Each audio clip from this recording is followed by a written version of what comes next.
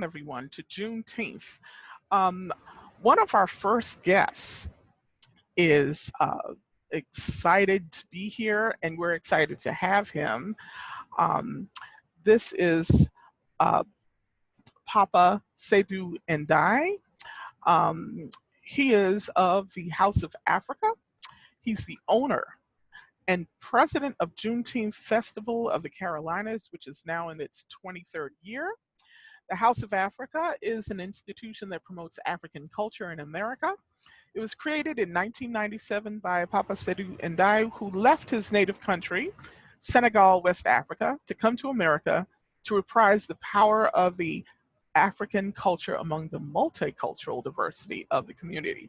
So I'd like to formally welcome Pop to our conversation today, June 19th. Welcome.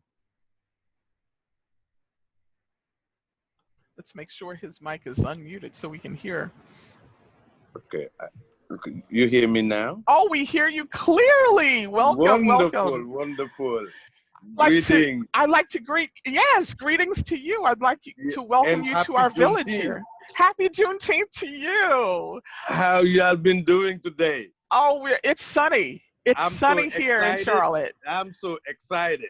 I am too. Wow. This is 155 years later, and we're still celebrating. 155 years, yeah. Yes, and our feet are grounded and our minds are high. So we would like to ask you, how did you start our Juneteenth festival here in the Carolinas? When I come to America in 1994, that's when I started the first one in New York City, and come to Charlotte 2 years later and start the Juneteenth Festival of the Carolinas in Charlotte, because I did not see, no one was doing it, and it was happening in Virginia, California, Texas, where it originated. That's why I see the need to start it in Charlotte, not just to celebrate with food, drumming, dancing, music, but to teach about the rich culture of Africa and the powerful heritage. Yeah, I noticed that a lot of Juneteenth festivals involve food and barbecue. I know the original one celebrated in Texas and Galveston. They had rodeos and barbecuing, they had baseball games.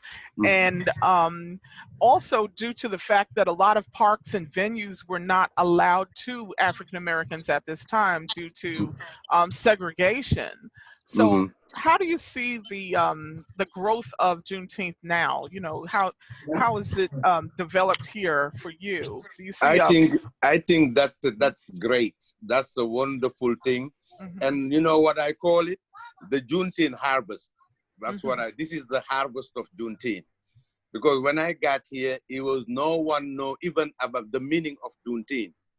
And I'm just happy that Juneteenth give birth to all the Juneteenth. That's the wonderful and a great thing.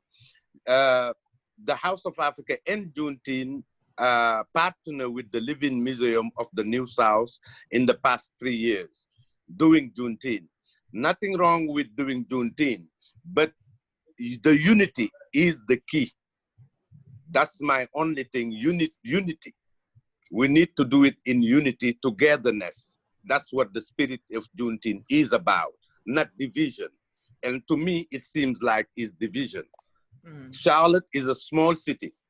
How can we have 17 Juneteenth all over the place? That's wonderful. No one didn't think about it until today, when George Floyd died. You're right. I noticed a lot of people, not just African Americans, are getting together for Juneteenth now. A lot of companies are making it a holiday for their employees, and also encouraging people to honor it. Yes, and I do notice that since the murder of George Floyd, a lot of people have been more vocal about Black lives, more vocal about the holidays that we celebrate, and working towards making it a, I guess, a communal resource, so that not only are you doing a festival, but it's more of a political event. And we're not just doing it, just like I said earlier, for that. We raise money for scholarship every year. We used to give to students 4 full year scholarship with tuition on roaming board. When the economy got bad, that's when we couldn't make it. But we've been doing it, and we will again do it still. Yeah.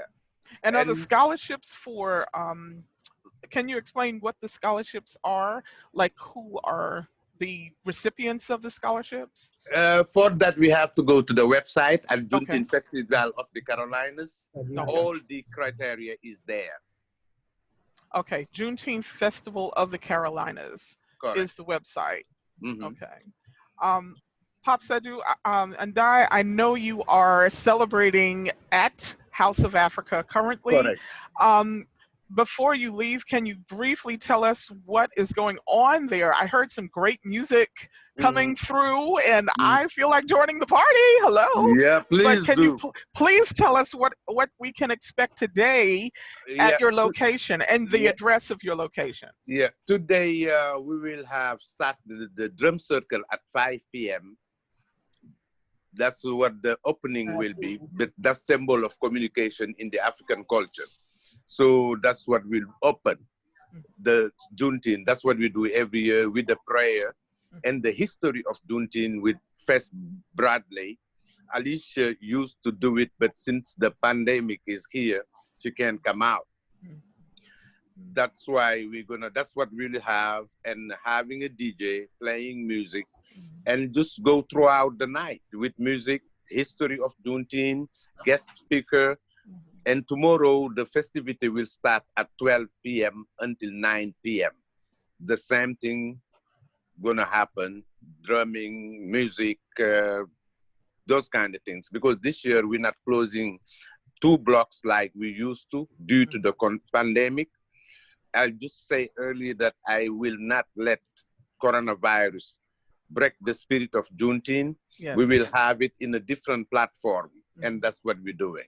Okay. Sunday, it would be a church service also by Reverend Claire Middleton, and Isaiah Thomas will be here. So after that, we'll have Alicia, what we having? Alicia, you there? Yes, let's unmute Alicia so she can. Oh, you missed her.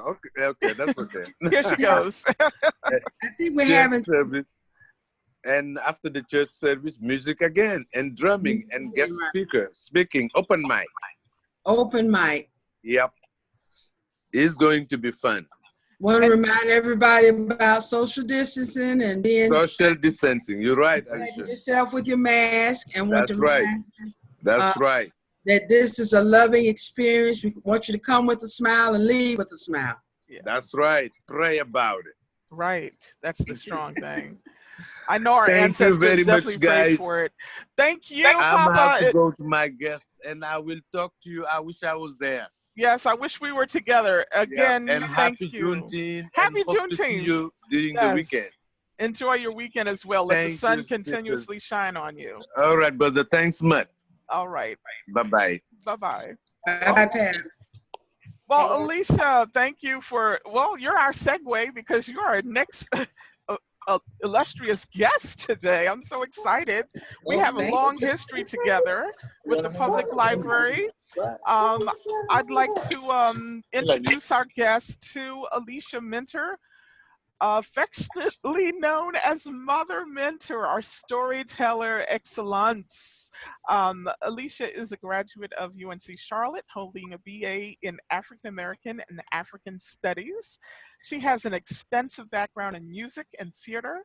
Mother Minter is a retired veteran of the Charlotte Mecklenburg Library, serving her community for 28 years plus as a youth program specialist and informational specialist.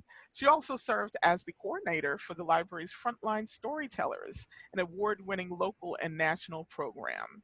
Mother Minter's storytelling and theatrical career spans a 30-year period in which time she has performed on stage and in community theater, as well as appeared in films. Oh my gosh, we are so honored to have you here today, Thank Alicia. you. Thank you for having me. Yes. So, And you all made me look really good in that intro.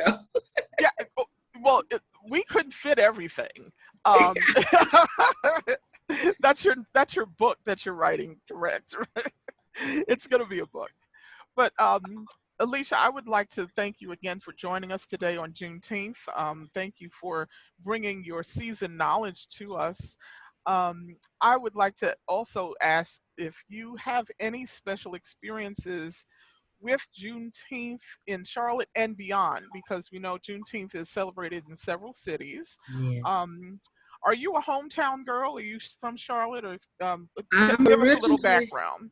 I'm originally from Fayetteville, North Carolina, and we do they do small Juneteenth experiences in Fayetteville, that part of the country, as well as Umoja festivals. They try to hit a lot of all the festivals that come about.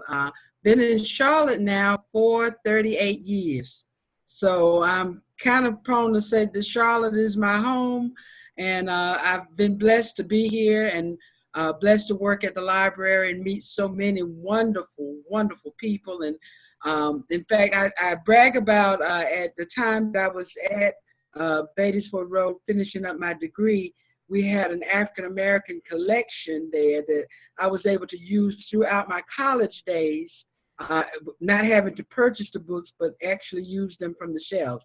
So I will always be appreciative to the library for having that collection and in place at the place I was working at the time. So so many great things happened at the library. Yeah. A lot of the collection has grown, especially since you've retired. We've tried to boost our African American cultural sections in all of our branches. I know during the coronavirus, we've had to limit entry, but a lot of these resources, which we'll mention later in this live program, we will talk about those.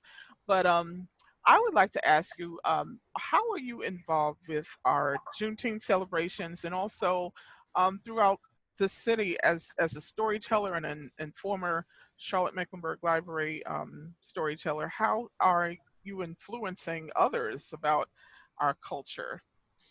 Well, I've been involved with the celebration at the House of Africa for most of the 23 years, going on 24 years that we have been, it has been in existence. And my main focus has been word of mouth, getting information out about the festival, as well as educating our youth to what Juneteenth encompassed, how it came about, and what an honor it is to be living at this time and day that we can look back and appreciate the history of those that have gone on before us, and learn from that history. A lot of the young people that are marching in the pandemic know the history, and they are learning the history, that it's not a just now thing. This is something that we've been fighting for years and years and years to actually be free. I had a little poem that I had written down that I've been sharing with children, and I was supposed to do it on a live tape, but it goes something like this: Juneteenth running, running to tell, running to others who did not see, who did not know, who did not hear, that they were free. From 1863 to 1865, slavery in America officially died. Running to tell, to share, to love, being free, we're still running, can't you see? So that's just to let them know that it's just, what they're doing now didn't just start. We've been trying to get this picture over of equality and freedom for all these many years, and we're still in the struggle to be free. So it's important that you know where you are, so you can know where and where you want to go in this life. We're marching now, but where do we want to go with this marching? And Juneteenth is the perfect time to celebrate, have conversation, talk to one another about making concrete plans of what we can do to make life better in our country, America. And I say that with distinction. I'm definitely trying to say that people need to realize that this is our country. We built this country. Mm-hmm. And we have a right to say what we feel and think because we are a part of this country. We're part of this world. Mm-hmm. And it's very dear and near to me. On Thursdays, prior to this year, we would have an all-day camp, a Juneteenth camp for the young people. And Pat would set up at a school, and we would bring in crafts that reiterated the beauty of the things that are from the African continent, as well as things that are here in America that affect African Americans and all people. And it was open to all people. We would have music and dance. We would have speakers that and storytellers. The library supported the storytellers. And last year, for the first time, the library donated over 700 books that we gave away during that Juneteenth celebration at different sites and during the day camp at the site at the House of Africa.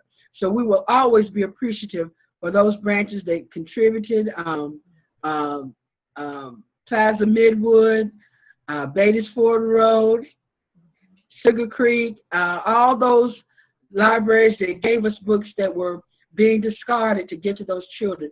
And we gave away every one of those books, and an assortment of those books was sent to Africa. So we are for Pat's School in Africa. So we are really appreciative of everything that goes on during Juneteenth.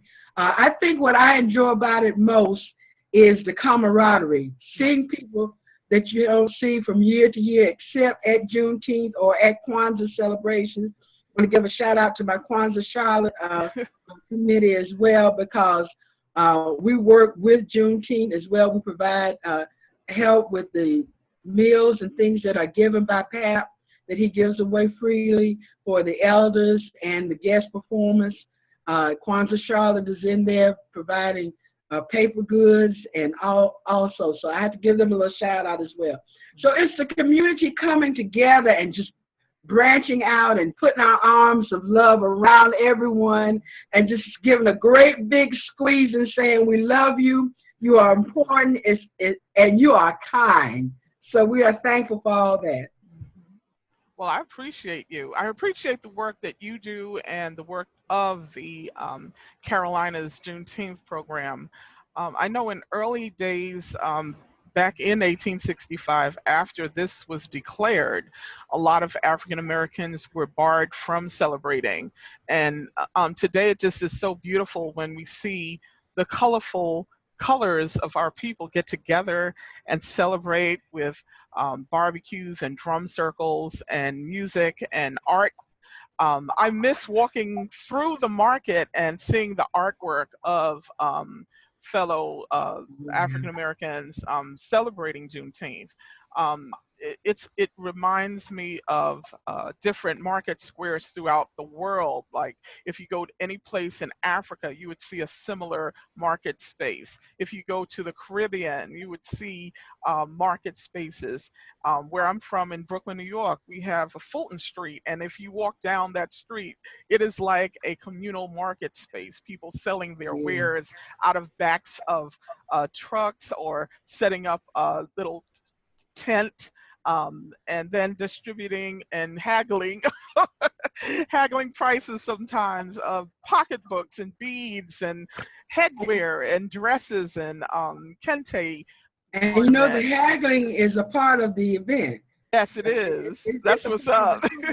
If you don't haggle, you haven't made the full experience of the shopping at the different shops and exactly side markets. I know. I wanted to just share with you, a lot of people have not celebrated Juneteenth. And unfortunately, we're not fully able to do that this year. But in past years, I know when I first moved down to Charlotte from Brooklyn in 1998, there was a wonderful Juneteenth celebration at Veterans Park. And there were vendors all over the place. And yes, Pap was there, of course. And I believe you were there, but I don't think I knew you then. But Right. it was Tell a just a story. beautiful thing to see people in their colorful garments, walking around with pride, looking at each other with happiness and smiles and joy, and you just wanted to hug your stranger. You know, we Yeah. weren't strangers. We We were a weren't village. strangers. There were No, no strangers. there were no strangers. People would look at my two sons when I was walking along, and they'd say, "Hey, little brothers, how you doing?" And giving them an icy, or, you know, patting them on the head. And it was just like we were back in the village. We were back in Africa. Yeah. And there was joy between elders and the youngest, and our footprints followed their footprints, and handshakes and hugs. It's just beautiful. I just love Juneteenth. I love it too. And to celebrate any type of cultural holiday, this is a great way to do a joyous event about yourself. This is your DNA. And when you share your DNA with other people, they just have to like be amazed, because we are musicians and artists, and we're mathematicians and architects and doctors and teachers and lawyers. I mean, the list just goes on. I mean, our imprint in America has been seasoned throughout the centuries. Even before we got our Emancipation Day by Abraham Lincoln, it was January 1st, 1863, Right. which was 2 years before Juneteenth. 2.5 years. It was real, yeah, 2.5 years before, and it was really quite interesting. I always think, like, what was going on between those 2.5 years for African Americans who realized they were free, and those who did not know. Yeah. Um, And Viv, let me just yeah. put in, it was over 250,000 enslaved Americans in the Texas territory at that time, and outer skirts, that were not free. And they were they were glad to hear the announcement by General Granger, but the thing of it is, they were still persecuted even after they found out. Some of them were not permitted to leave or were held back from leaving. So we are still running, we're still struggling to get this thing right. Yeah. And it's not rocket science. Just do unto me as you would have me do unto you. And I'm glad you brought up that point about a lot of people were, I guess, captured in the resistance of white slave owners, because they did not want those Africans to be free. They wanted to continue to run their farms, their businesses, using our African American labor. And it just seems devastating that all those people, you said 250,000 in Texas? 250,000. Wow. And that was just in the Texas territory alone. Right. So, you know, because at the time there were only 11 free states. Free states. So all the rest and the territories, and a lot of the reason it was so hard for them to get the information was because Texas is so broad, so wide, and so far away from what was going on. So and then you think about California was a free state. So what's the deal? Exactly. Yeah. It just seems interesting. I looked at a few ports like Annapolis and Richmond and Jamestown, where Africans were trafficked and used for the production of American wealth. And these ports were open only up to a few years prior to 1865. Yeah. So there was still trafficking of African bodies to America leading up to Juneteenth. Yes, and you realize that the ratification of the 13th Amendment really didn't come until December of 1865. Exactly. So even though the Emancipation Proclamation stated in 1863 that we were free and that slavery was no longer to exist, that actual amendment to ratify it was almost 3 years later. One little tidbit I want to throw in there. Everybody talks about watch night service. So watch night service began in 1862, December. And, you know, we still have watch night service now. Mm-hmm. But they were waiting, watching to see if the Emancipation Proclamation was actually going to be read on January 1st. So that's a little tidbit of history in there, too. And those of you who are not sure what watch night is, I know in a lot of Black churches, we have watch night service on New Year's Eve. And we hear a sermon and sing and praise, and that history, I think a lot of people forgot exactly this importance and significance of why we were watching.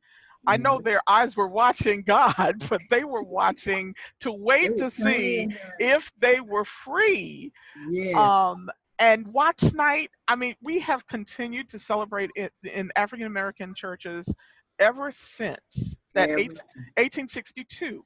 And then when January 1st, 1863 came, Declaration of Emancipation was declared by President Lincoln, and all slaves, all African American imprisoned were free. Well, we're going to move the conversation along. Alicia, Mother Mentor, oh my goodness, I'm so excited that we're able to talk. We can continue to talk forever. Forever. Because when we get together, we talk all the time. But I really appreciate you today. And I love the fact that we have this conversation on Juneteenth. We would like to show or share some Charlotte area celebrations and also Juneteenth resources. So we're first going to look at Juneteenth resources that we have at the public library. Our library branches are currently open regular hours for pickup and return. So if you see any of the books online on cmlibrary.org that you would like to request, we have these available in ebook and audiobook form. All you have to do is go to cmlibrary.org, and the website is at the bottom right of your screen. One of the books that I have been so excited about is From Slave Ship to Harvard. I actually have my copy right here. I got this 2 days ago, and this book follows the life of Yaro Mahmoud. He is an African Muslim, and it follows his journey from a slave ship through the generations of his lineage to the stage of graduating from Harvard. I was amazed at his story. It's interesting, the amazing dialogue that we find from former slaves. And this was one book written by James H. Johnston, From Slave Ship to Harvard, that I feel I'm going to recommend to everyone to read. I'm just excited about it.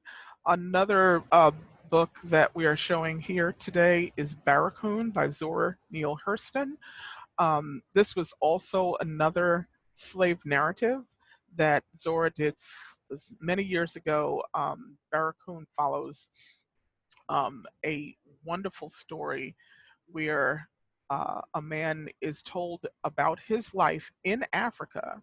He talks about growing up and being taken to a ship and brought to an unknown land.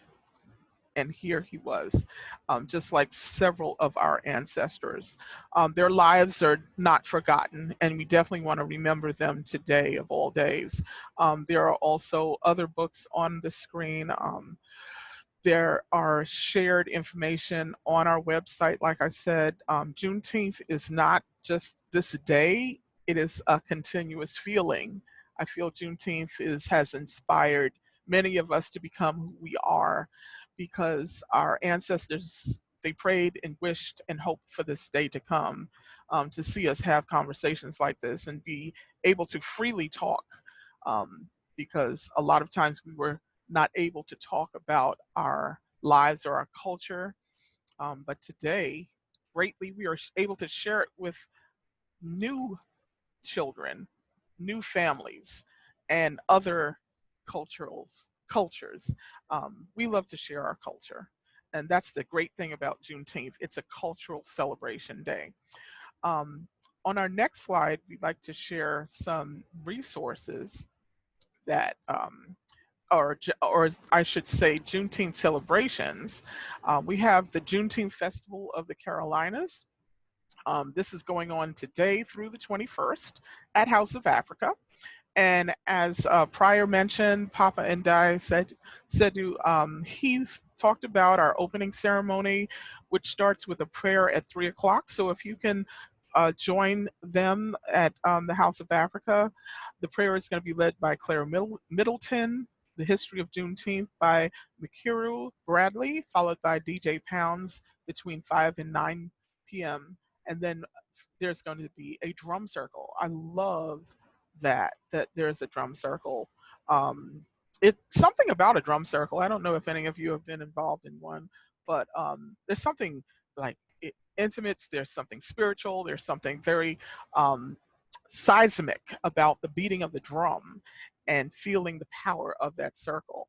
And also, we follow along with Juneteenth Liberation Drive-Through. This is a celebration between 6:30 and 8 p.m. tonight. You decorate your vehicle and drive through the Bettysford Road corridor, which is going to be awesome.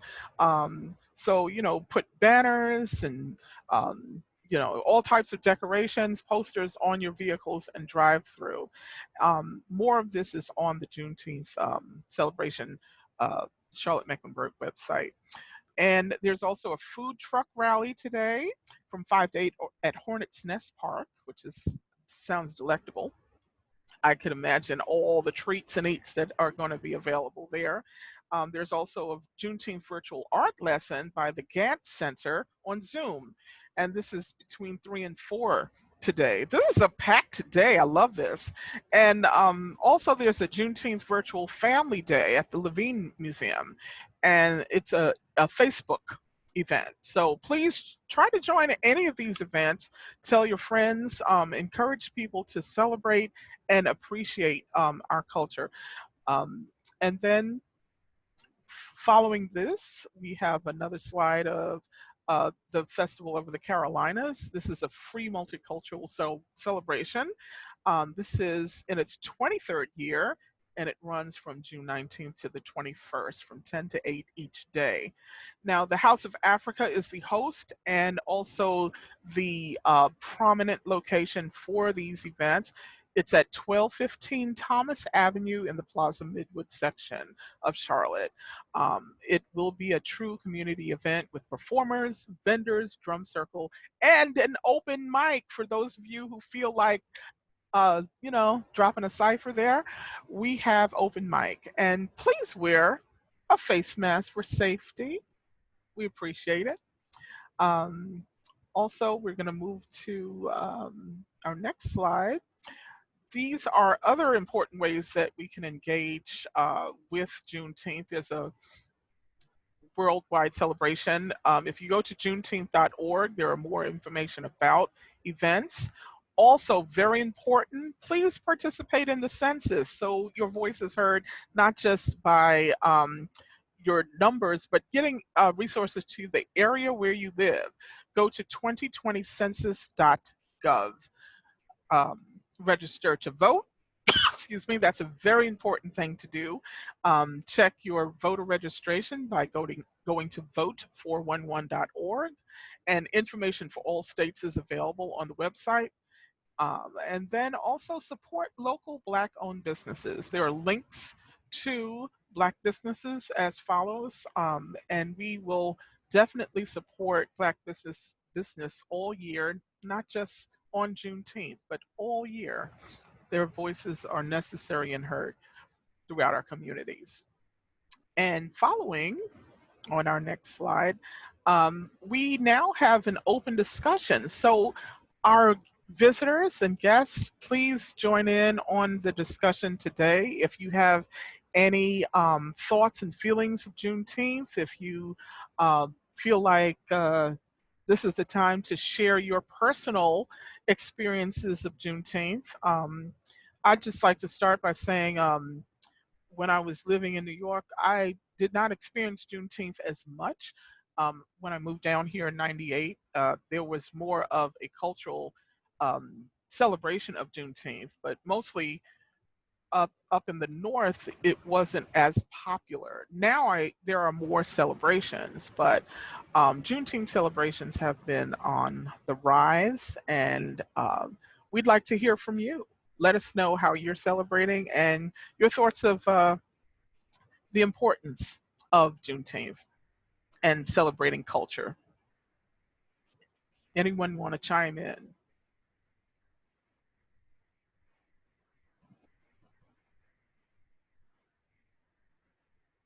We got to open some mics Well, up. I'll Yep. speak. Oh, thank you, Tanya. Hi, I'm Ruth Sloan. I'm really happy that we're on the verge of making Juneteenth a national holiday. It's slow. It took 20 years for Martin Luther King Day, but people are pushing for it now in Congress and in the right places. And it needs to become a national holiday. And Alicia, thank you for what you've done with the children every Juneteenth. I was thinking this morning when you said, what are the young people here going to do after the demonstrations? Well, I thought it's demonstration time, isn't it? And it's a good thing that it's happening, because that's what young people are supposed to do. We were part of it during the 60s. Yeah. So now we provide the vision and the wisdom. But I was reading a statement by Harriet Tubman this morning when she was talking about emancipation. She said, "God time is always near. He set the North Stars in the heavens. He gave me the strength in my limbs. He meant I should be free." And I think that's what the young people are saying in the street, that God means for them to be free. And freedom is the ultimate. You cannot have peace without freedom. I know the song is no justice, no peace, but I say no freedom, no peace. And that Juneteenth is a time when we can celebrate the coming of our freedom. Because the only reason these demonstrations are taking place is because we're coming out of slavery still. Thank you. 2020, we're not out of it completely. And it was different in Texas, as you said. You know, Abraham Lincoln sent a man on a mule, and it took a long time for him to get there. The East Coast, it was different because when Atlanta burned down, the slaves on the East Coast knew that it was over. They didn't have to talk because we had a lot of factors in slavery. Some people were too old to leave and didn't want to leave because they didn't know how they were going to make it. Others knew that they could take the skills that they were using on the plantation and go and build a school, become a seamstress and do hair, go to beauty parlors, you know, and so forth. And that was a real thing for our people. I love it. I love it that we have something to celebrate during this very bleak time in our lives when change is taking place. It's a wonderful thing that we do have Juneteenth, we do have Freedom Day, so that we can focus on the word freedom. We have to focus on the word freedom. And I was thinking about humanity. That's what Juneteenth means. And Desmond Tutu, he said that my humanity is bound up in yours. Only for when we can only be human together will we have real humanity. And that's what Juneteenth means for me. And I'm so glad. I've always been around House of Africa. Even when it was at the park, when you came here, that was House of Africa, Yes. sponsoring Juneteenth in the park. So we're moving on. And even last year, Alicia, remember Pat brought in street scene from South Africa. Yes. And for people to feel that energy coming off the South African drummers and dancers, and know something, in South Africa is different from West Africa, because in South Africa, the lead dancers, the main dancers are men. You can see a South African dance taking place and you got 20 or 30 men on stage. So it was a powerful experience. And so it rejuvenates our spiritual energy as African Americans. I'm through. Thank you so much. You dropped some serious knowledge today. I could really digest that. And you're right about the cultural experience and expressions of our young people today. It's transcendent of what happened in the 60s during the civil rights movement. They need a voice, they need a platform to express themselves, especially through these bleak times. And it seems like we're all birthing out of this pandemic, out of these racial trials. We're all stepping out into our day because we've been held back so long from keeping it in and not having these discussions, and whether it be marches or prayers or kneeling and praying or just meditating, a lot of us need to get this message out that our people have been held back a long time. They've been under a boot a long time. They've had a lot of oppression over the years. And the idea of being free is powerful. Yeah, no freedom, no peace. I love that statement. I mean, I don't know how many more people need to hear this, but yes, we have been saying no justice, no peace a long time, and sometimes the justice was not free for us. So yes, no freedom, no peace. Thank you so much for those words. I'm gonna piggyback on that. So, Alicia Mentor, yes, Mother Mentor, yes.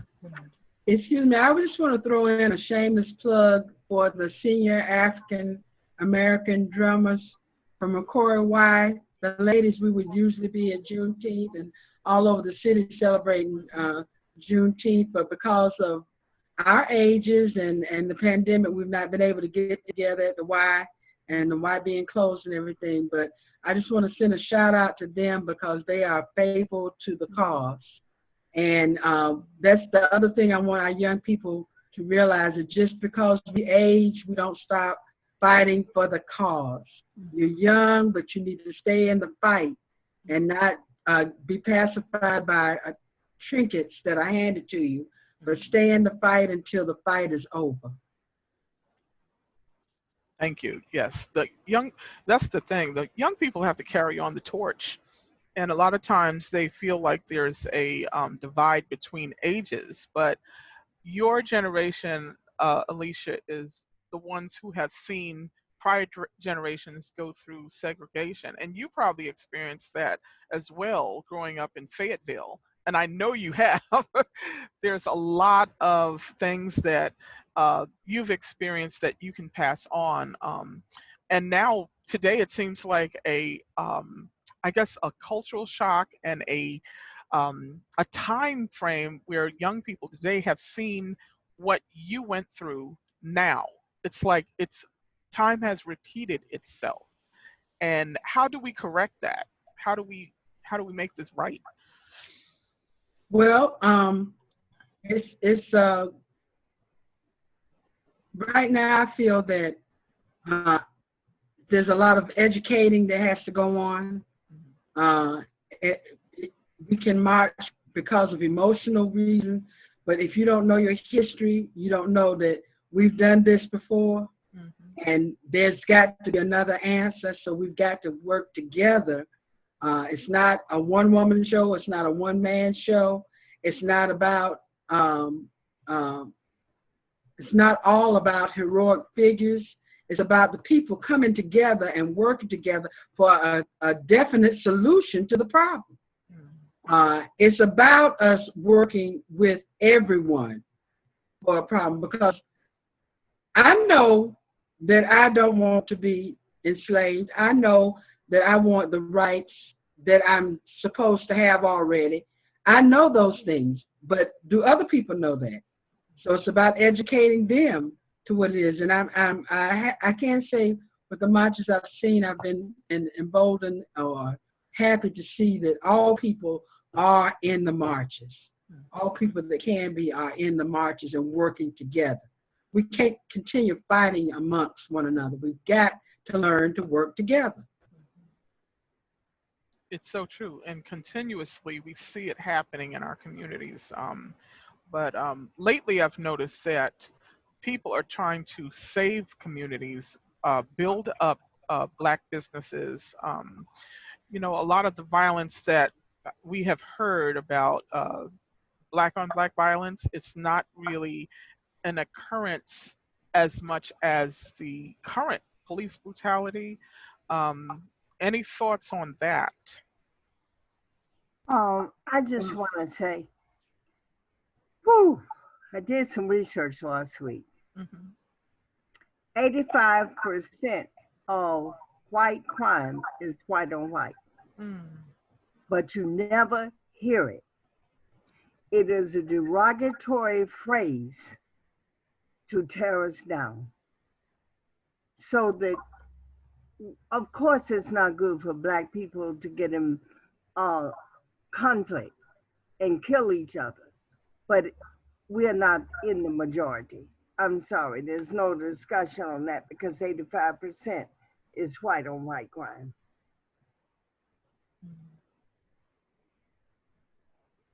Yeah, there's a lot of statistics that have been an imbalance in a lot of communities, and certain statistics are reported more than others.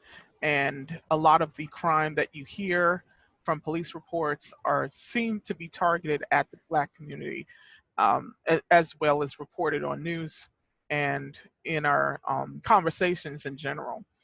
But I'm glad that on Juneteenth that we are accepting the fact that not just Black people realize injustice, but everybody has seen it. And now we see marches of other faiths and backgrounds and skin colors, and people that were formerly against our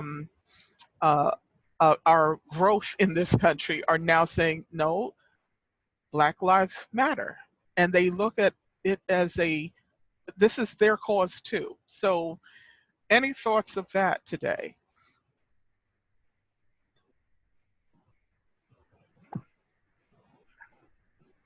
I have to say, so this is Tanya. As a person that, when you're constantly feeling like you're in the fight of, carrying the responsibility of trying to educate everyone, especially as a person of color, that's kind of a burden we often feel that we carry ourselves. And I think it is heartening to see that people of other races, people of other ethnicities are starting to carry that weight with us and educate each other and address one another.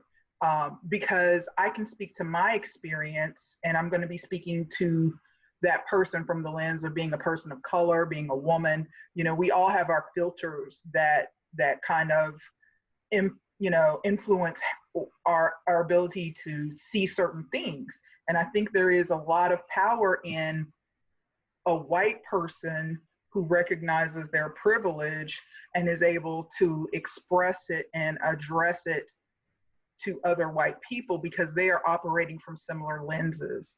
So I think that is something that I have not seen as much, but I think with a lot of the recent things that have happened, that I have seen a lot more people that I feel like are true allies that are taking on some of that burden and helping to know, let me tell you why all lives matter is patently a problem, you know, and they're able to express it. And I think people can understand it, and sometimes they can absorb it better from someone who has a similar lens as themselves. So I think that that has been something that for me has really helped me, because the last few weeks have been hard. And I think that that is one thing that I have seen change and start to kind of develop in a way that I think will help us. Like Mother Mentor said, it's got to be all of us coming together. And there are certain conversations we need other people to also have amongst themselves. I agree. There's a lot of people that have joined the effort for Black Lives Matter and have seen that a lot of the struggles that we've gone through for centuries in this country, it has impacted us, especially now since the recent events. There's a lot of people that have vocalized this, and we would like to hear some more conversations like this. I know I'm grateful that Charlotte Mecklenburg Library has given us this platform today, because Juneteenth is very important, and the events that have happened only make Juneteenth even more sacred to everyone. Understanding freedom is not just, oh, it happened so many years ago in our country, but we're still fighting for these freedoms in our workspaces, in our ownership of land, in freedom of speech, in just the way we move about this country. We have always been under scrutiny for our freedom to elevate and move up. And yeah, it's a personal day. It really is. And everyone has their own experiences of their own freedoms. Um, so anyone else want to give a voice today?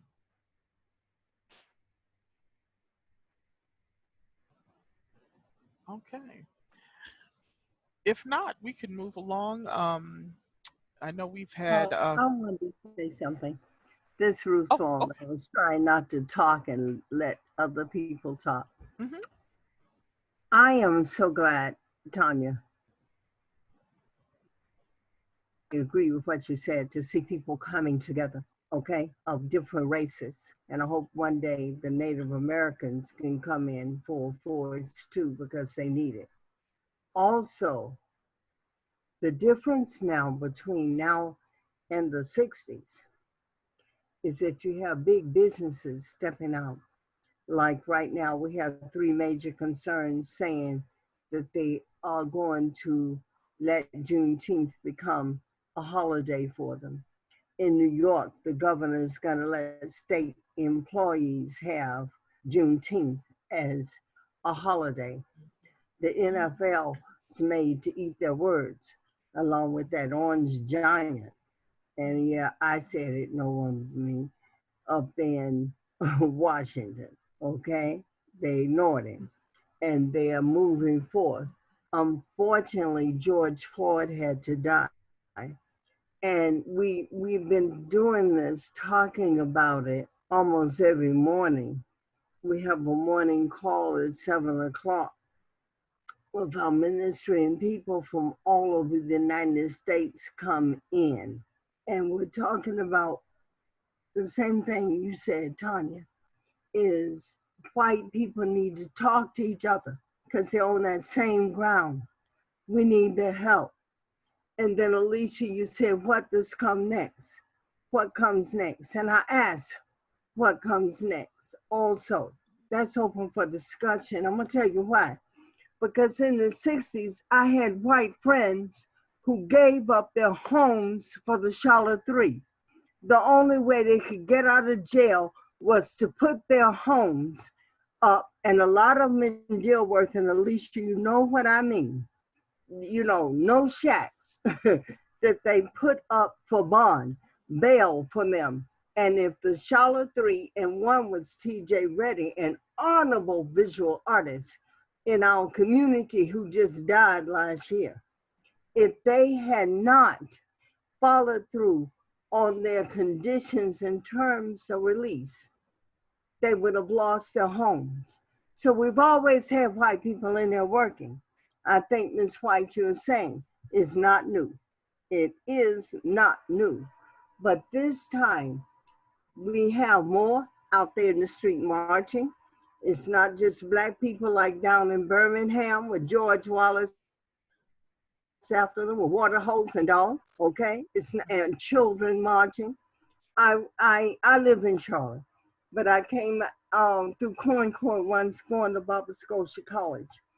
I was met by the Ku Klux Klan when I got off the bus, and they were marching against kindergarten children and their teachers who were marching for better books. When I got around the curve down the street, the children met me. No white people. So now we do have the white community there. And I'm sending out an all call, talk to your friends, because you're right, Tanya. Talk to your family members. Talk to those people that are coming from the same base that you came from, because we need your help. That is so true. I have so much empathy for everyone who has come through the struggle with the civil rights. And like you were saying, going to a school where you were turned away by Klan members or greeted at the door when you started school. I mean, that must have been horrific. And for anyone who starts anything, going to school or trying to go to church, and those rights are being taken away by people who hate you because of the color of your skin. I mean, you know, I think it's kind of like we take for granted what we have today. Sometimes I see the luxury of just being able to drive and walk in a mall or going to a job site, and no one's really standing there telling you you can't go. But from what you went through, a lot of people need to know that, you know, you were not allowed to go to school because of your race or given books that were at a certain level because of the color of your skin. So those freedoms, I see it a lot today. A lot of the schools in our urban neighborhoods, there's a lot of disconnect with these resources. The students that come to the library, I notice they have limited resources, and that's why they come here. And it's an ongoing threat to Black people in America, because it's targeted at our youth. It's targeted at our youth, and they need to be educated. Um, so, anyone else want to continue the conversation before we close today? I just want to say one last thing, that racism is learned behavior. We talk about learned behavior with children. If they're not, everything that they need to know or the ideas are already processed by age 3. That's from stages to ages, the old book that we use to learn to tell stories with and work with young people.